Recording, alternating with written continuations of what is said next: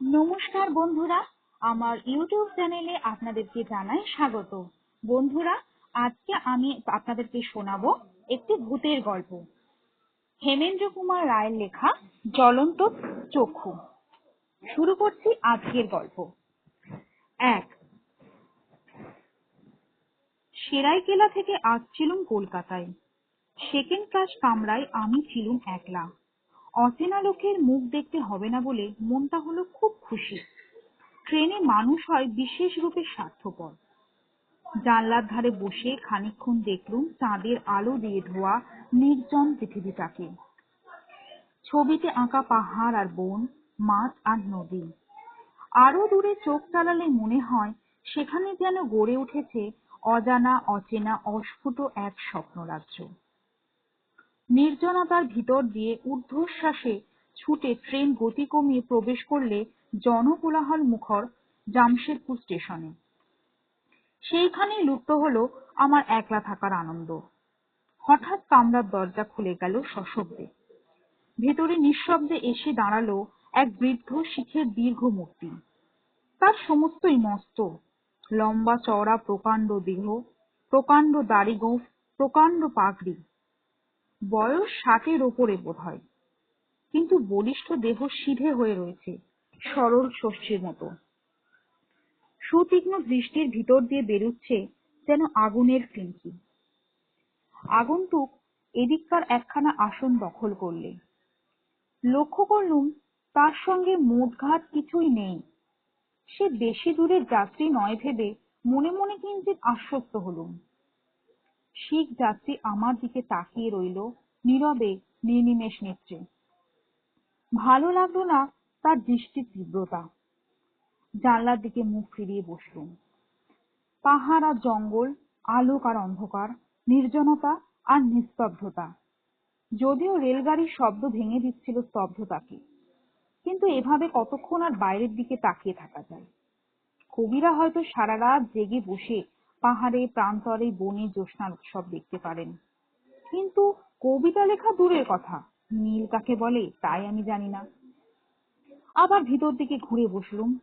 আবার দেখলুম সেই জাগ্রত জ্বলন্ত দৃষ্টি। অপরিচিত লোকটির আমার দিকে এমন ভাবে তাকিয়ে থাকার অর্থ কি? এ হচ্ছে অভদ্রতা। কঠিন ভাষায় প্রতিবাদ করবার ইচ্ছে হলো, কিন্তু শিখের প্রকাণ্ড দেহের খাতিরে সেই ইচ্ছাটা দমন করতে বাধ্য হলুম। শক্তির বিরুদ্ধে বিরক্তি ব্যর্থ। ও দৃষ্টিতে ফাঁকি দেবার সবচেয়ে নিরাপদ উপায় হচ্ছে বিছানায় লম্বমান হয়ে দুই চোখ মুদে ঘুমিয়ে পড়া। তারপরও লোকটা যদি আমার পানে চেয়ে সারা রাত কাটাতে চায়, আমার তাতে আপত্তি নেই একটু। পাতলুম বিছানা, পড়লুম শুয়ে, মুদে ফেললুম দুই চক্ষু। পর্ব 2। আমি হিন্দি ভাষায় শুনলুম, বাবাজি কি এইভাবেই ঘুমোবেন? জানালে দেখছি চোখ না খুলেই বললুম, হ্যাঁ, ঘুমোবেন না। ভাবলুম মন্দ আবদার নয়, আমি জেগে বসে থাকি আর উনি আমাকে দৃষ্টি বান দিয়ে ক্রমাগত বিদ্ধ করতে থাকুন সারা রাত ধরে। ঘুমোবো বইকি, আলবাত ঘুমোবো। আবার শুনলুম, বাবাজি ঘুমোবেন না। কেন ঘুমোবো না? এ কামরায় ঘুমোলে আপনি বিপদে পড়বেন। বিপদ? হ্যাঁ। লোকটা বলে কি? এতক্ষণ পরে চোখ খুললুম, কারণ এর পরেও চোখ না খোলা হচ্ছে ডাহা বোকামি। দেখলুম ওদিককার আসনের উপর থেকে অদৃশ্য হয়েছে সেই বৃদ্ধ শিখের মূর্তি। কামরার মাঝখানে দাঁড়িয়ে আছে এক যুবক। চেহারা দেখে বোঝা যায় সেও শিখ। সবিস্ময়ে উঠে বসলুম। বৃদ্ধ শিখই বা কোথায় গেল, আর এই যুবকই বা এখানে চলে এলো কেমন করে? ইতিমধ্যে ট্রেন তো কোথাও থামেনি। রীতিমতো হতভম্ব হয়ে গেলুম। ব্যাপারটা হতভম্ব ভাবটা লক্ষ্য না করে যুবক যেন নিজের মনেই বলল, হ্যাঁ, বিশেষ করে এই কামরাটাই হচ্ছে বিপজ্জনক। ফ্যাল ফ্যাল করে তার দিকে তাকিয়ে শুধুলুম, কেন? অজিত সিং এখানে বেড়াতে আসে। কে অজিত সিং? আমার শ্বশুর। অজিত সিং এর পরিচয়টা স্পষ্ট হলো না। বললুম, আপনার শ্বশুর এখানে আসেন বলেই কি এই কামরাটা বিপজ্জনক? হ্যাঁ, অজিত সিং হচ্ছে হত্যাকারী। বোঝা যাচ্ছে নিজের শ্বশুরের সম্বন্ধে যুবকের ধারণা খুব উচ্চ নয়, কিন্তু অজিত সিং লোকটা কি? হঠাৎ মনে একটা সন্দেহ জাগলো। জিজ্ঞাসা করলুম, আপনার শ্বশুর কি বৃদ্ধ? হ্যাঁ। মস্ত লম্বা চওড়া দেহ? ঠিক। অজিত সিং বুড়ো, তবু এখনো খুব জোয়ান। কিন্তু তাকে কি আপনি দেখেছেন? যুবকের চোখে মুখে ও স্বরে উত্তেজনা।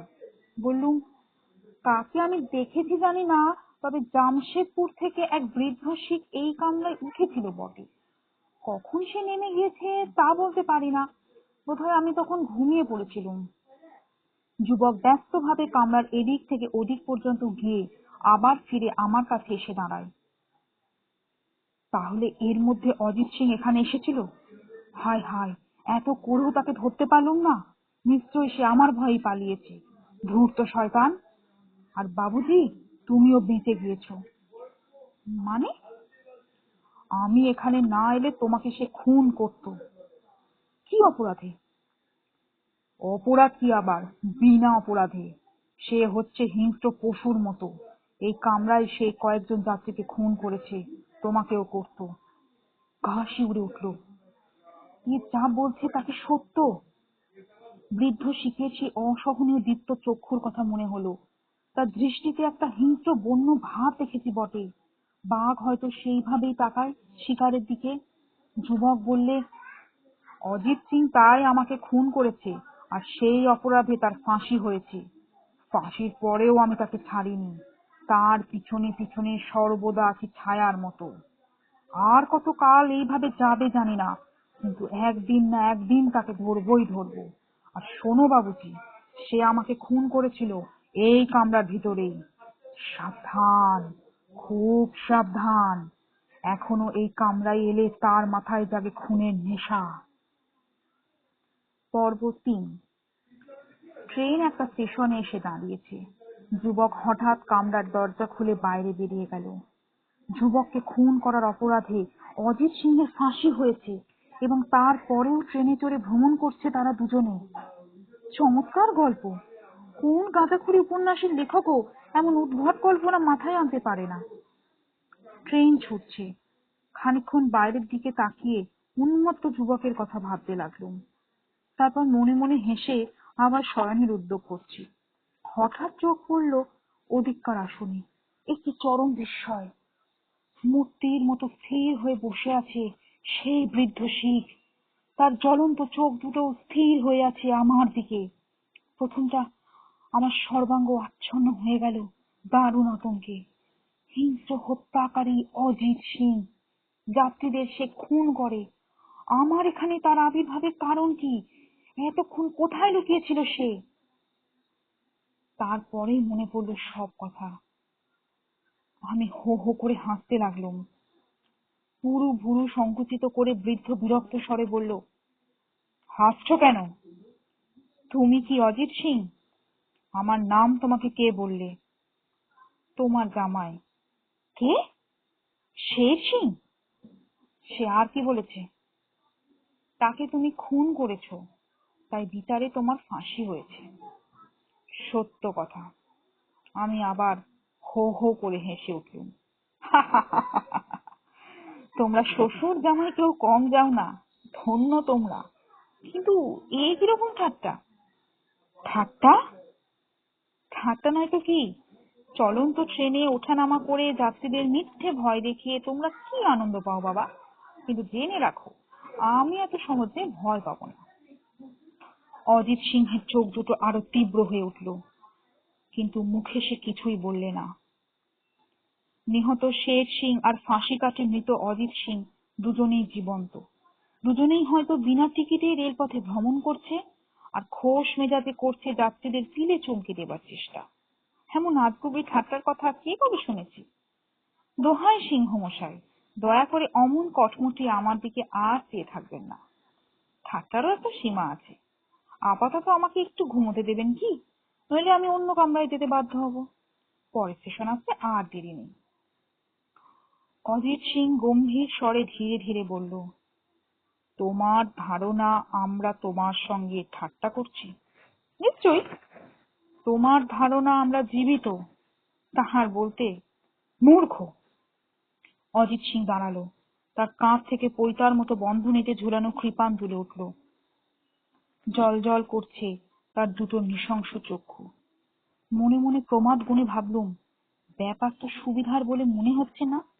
ঠাট্টাটা এইভাবে সাংঘাতিক হয়ে উঠবে নাকি? শ্বশুর আর জামাই দুজনেই নিশ্চয়ই উন্মাদ রোগগ্রস্ত। ঘুম থেকে উঠে কার মুখ দেখেছি, আজকের যাত্রা শুভ নয়। প্রচন্ড স্বরে অজিত সিং বললে, শের সিং, তুমি হচ্ছ আমার দুষ্ট গ্রহ।